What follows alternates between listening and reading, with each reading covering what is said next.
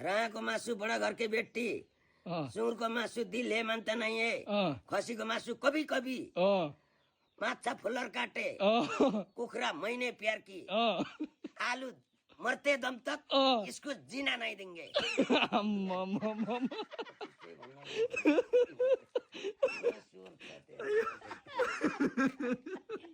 ल अब भनिदिनु त हजुर यो किन त्यसो भनेको नि भनिदिनु क्या।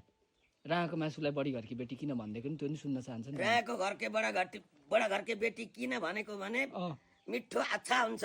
राँगाको राँगाको सुँगुरको बोसो हुन्छ, त्यही भएर के दिलले हो त खान मान्छ तर दिलले मान्ता नहीं है, बोसोले गर्दा मान्दैन। बोसोले गर्दा मान्ता नहीं है।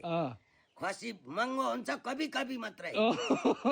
माछा फुल्लर काटे भनेको अर्थ के हो भने भित्र काटै काटा हुन्छ। कुखुरा भनेको चाहिँ मैने प्यार की भनेको एकदम दिल के प्यार की। आलु मोर्ते एकदम दम तक भनेको आलु जे कुरोमा सब्जी मिसाउनु पर्छ। इस्कुस त्यसको टुप्पा पनि खाइन्छ, तल जरा नि